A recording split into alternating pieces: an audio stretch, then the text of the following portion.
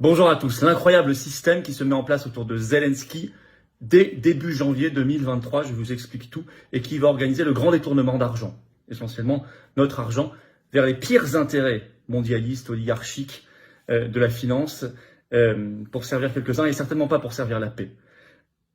Zelensky vient de faire des déclarations en ce sens, le gouvernement ukrainien sous son autorité a signé des choses, et nous, on commence le 1er janvier notre abonnement pour donner de l'argent, envoyer de l'argent massivement à l'Ukraine de Zelensky. Je vous explique tout ça dans cette vidéo. C'est important parce que si on se bat pour la paix, si on se bat pour les peuples, le peuple ukrainien et tous les peuples du monde, et y compris le peuple français, alors il ne faut pas suivre cette voie. Je peux vous assurer que cette voie-là, c'est la perpétuité, la guerre à perpétuité et l'appauvrissement généralisé. Zelensky, le grand détournement. Vous allez voir, le système est bien huilé, mais il faut le casser, ce système. Et c'est pas un système de paix. Bien au contraire. L'argent, il vient où? De nos poches, beaucoup, essentiellement. Et il va où? Vers l'oligarchie la plus mondialiste. Comme ça, c'est simple, mais c'est très concret. Avec une série d'informations sorties tout récemment. D'abord, ça y est, Zelensky annonce un grand partenariat avec BlackRock. BlackRock, on en a déjà parlé plusieurs fois sur cette chaîne. C'est un grand fonds d'investissement américain, mais qui gère des milliers de milliards de dollars, qui possède des parts dans quasiment toutes les grandes entreprises du monde, y compris françaises. Parfois 4, 5%, 6%. Alors, confère un article de Yahoo Finance, enfin c'est partout, mais celui-ci est un peu plus spécialisé, le 28 décembre. Le titre, BlackRock va conseiller Zelensky sur les investissements destinés à reconstruire l'Ukraine. En effet, il y a eu un appel téléphonique ce 28 décembre entre Zelensky et le PDG de BlackRock, Larry Fink. Et un communiqué en est sorti. Et je vais vous lire un extrait, vous allez comprendre tout cela. Voilà. Donc ça, c'est dans Yahoo Finance qui en parle. La lecture de l'appel intervient après que Fink et Zelensky ont tenu une réunion plus tôt cette année pour discuter d'un projet qui implique le groupe consultatif des marchés financiers de BlackRock qui guide le gouvernement ukrainien dans l'allocation des fonds de reconstruction et la création d'opportunités pour stimuler d'autres investissements.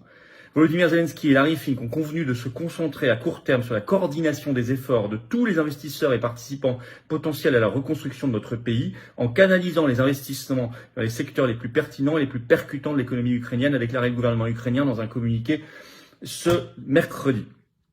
Donc il va avoir un rôle fondamental. Déjà en novembre, le ministère ukrainien de l'économie a signé un protocole d'accord avec BlackRock, décidément, pour définir, c'est américain BlackRock, une, je cite, feuille de route pour la mise en œuvre du cadre d'investissement.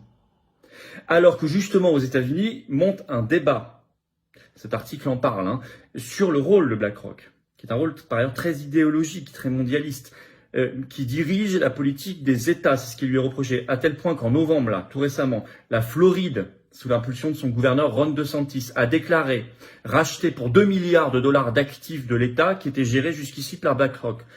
Ils veulent s'en libérer.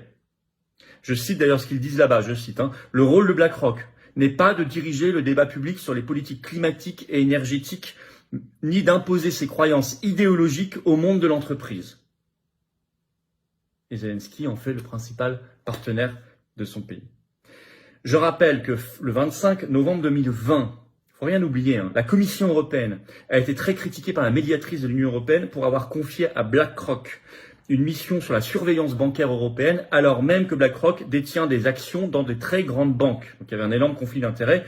C'était sorti dans un article du Monde qui est toujours en ligne, qui date du 25 novembre 2020. Donc la Commission européenne, Ursula et BlackRock, c'est comme ça aussi. Et Macron aussi, vous le savez notamment, BlackRock avait conseillé Macron sur la réforme des retraites. Zelensky en fait le principal partenaire encore une fois. Le même jour, ce 28 décembre, Zelensky annonce la participation officielle de l'Ukraine au Forum économique mondial de Davos. Le mois prochain, en janvier 2023, il aura lieu du 16 au 20 janvier 2023. Zelensky l'a dit dans sa vidéo journalière du 28 décembre. Décidément, il coche toutes les cases de l'oligarchie. BlackRock, Davos, etc. Davos, c'est Klaus Schwab. Bon, la grande réinitialisation. Non seulement il coche toutes les cases de l'oligarchie, mais il la gave financièrement. Et avec quel argent? Le nôtre.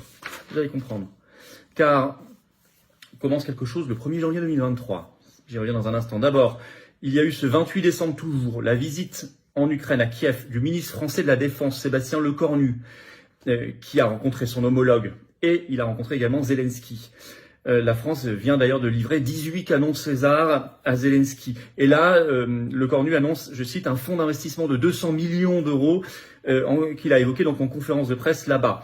Et selon un article du Parisien du 28 décembre, je cite le titre « Guerre en Ukraine, Paris dit réfléchir à fournir davantage de missiles sol-air à Kiev ». Annonce faite par toujours le ministre français de la Défense à Kiev ce 28 décembre. Or, on sait que plus on livre d'armes, d'abord plus on entretient la guerre. 2, n'oubliez jamais le reportage de la chaîne américaine CBS qui date d'août 2022 et qui a démontré que 70% des armes envoyées là-bas étaient détournées, revendues, enrichissaient des oligarchies, des mafias, etc., notamment autour de Zelensky. Plus, à partir du 1er janvier, dans 2 jours, début du déclenchement de l'aide financière de l'Union européenne à l'Ukraine. Je rappelle cet accord qui a été annoncé le 10 décembre dernier. Le Conseil de l'Union européenne adopte l'aide de 18 milliards d'euros en faveur de l'Ukraine. Je cite toujours, une aide financière régulière de l'Union européenne tout au long de l'année 2023 selon le communiqué du Conseil, à hauteur de 1,5 milliard d'euros envoyés chaque mois comme un abonnement, pendant les 12 mois au moins. On sait que c'est 1,5 milliard d'euros par mois, c'est 18 divisé par 12, mais en plus ça a été confirmé par une dépêche de l'AFP du 21 octobre dernier. C'était une annonce de Ursula von der Leyen, bien sûr, la présidente de la Commission européenne. Or, 1,5 milliard par mois, la France contribue toujours en moyenne à 20% des contributions financières de l'Union européenne. Vous avez calculé, ça fait 300 millions d'euros par mois envoyés par la France, par mois, pendant tout 2023, à l'Ukraine de Zelensky. 300 millions, ça fait quasiment 5 euros par mois et par Français. Non, il faut raisonner comme ça, il faut comprendre ce que ça veut dire. Pour aller où? Vers BlackRock, vers tout ce qui grenouille autour de Davos, etc. Donc en conclusion, ce circuit est assez clair. Il correspond aux intérêts oligarchiques, très clairement, et à certains intérêts américains, pas tous, attention, mais certains intérêts américains. En tout cas, ce qui est certain, c'est que ça ne correspond pas à nos intérêts. Ça, c'est certain. Aucun de nos intérêts. Ça entretient une vision idéologique, mondialiste, le projet porté par Davos, par BlackRock est le même, et ça entretient la guerre. Donc Zelensky démontre plus que jamais que c'est vraiment un pion de l'oligarchie, ce qui est plus clair que jamais, notamment depuis sa visite il y a quelques jours, j'en ai parlé sur cette chaîne, à Washington.